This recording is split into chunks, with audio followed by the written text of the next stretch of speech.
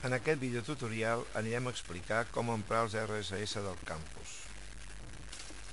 Els RSS consisteixen en utilitzar informació organitzada i estructurada en uns fitxers especials que s'anomenen RSS.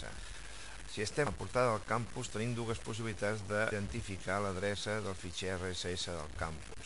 Potser la més còmoda, en primer lloc, si utilitzeu el navegador del Firefox, és localitzar a la part inferior dreta, o a vegades també el trobareu aquí en la part, depèn del navegador que feu servir, en la part de l'adreça cap a la dreta. S'identifica, com podem veure, una icona representativa del que és els fitxers RSS. Si cliqueu a sobre, veureu que us presenta la habilitat d'escriviu-vos a l'RSS del glossari. En aquest cas, escollim, cliquem aquesta opció i podem nosaltres decidir en quina carpeta afegirà aquesta adreça d'interès. Anem a crear una nova carpeta. En aquest cas podem posar, per exemple, TIC i li diem d'acord. Bé, automàticament el que ens fa és que a partir d'ara facilitar-nos l'accés al contingut del campus.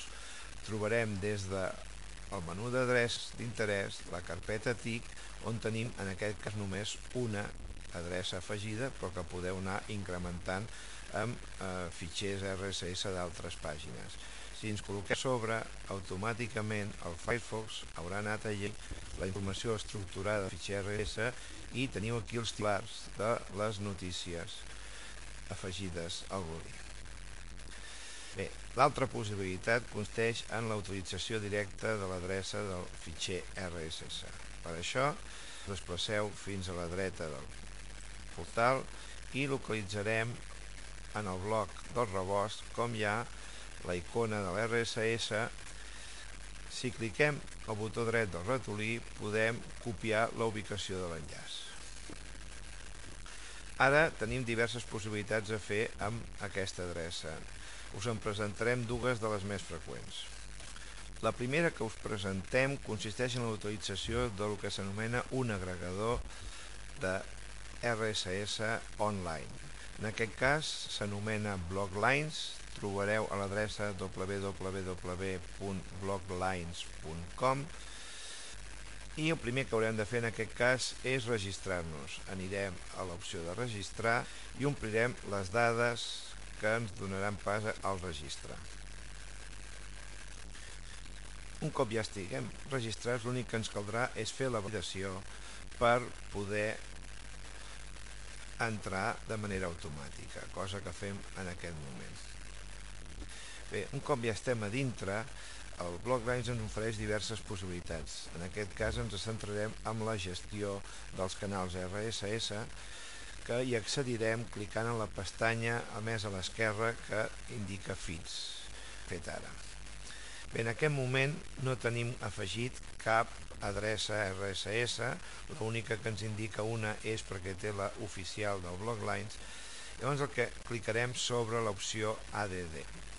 Això ens permetrà, doncs, en la pàgina, en la portada del Bloglines, poder afegir l'adreça URL que hem seleccionat.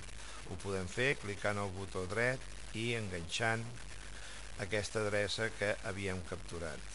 A continuació ens subscrivim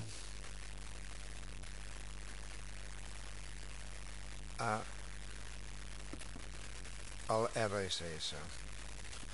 Un cop hem indicat l'adreça, ens l'ha localitzada i ara ens presenta diverses opcions. En primer lloc, la possibilitat de crear carpetes per organitzar-ne les diverses adreces, cosa que anirem a fer clicant a la carpeta folder. Crearem una carpeta que en aquest cas també, per exemple, anomenarem com a TIC.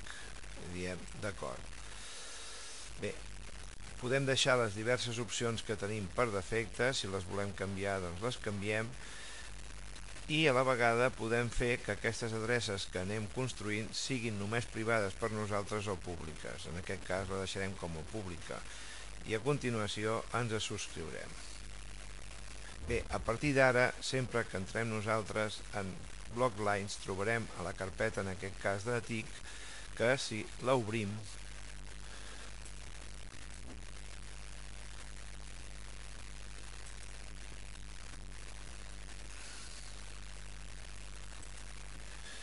Si l'obrim, en aquest moment ja ens ha afegit la pàgina del campus, i si cliquem campus doncs podem veure que automàticament ens apareixerà en el centre si hi ha hagut novetats. En aquest cas, com que no se n'han produït, per això doncs no apareix cap informació. A partir d'ara, quan hi hagi alguna novetat en alguna de les adreces que aneu posant, comprovareu com us va indicant amb un parèntesis el nombre de novetats que s'hi hagin produït. La següent proposta és la utilització d'una aplicació que ens gestioni aquestes adreces RSS.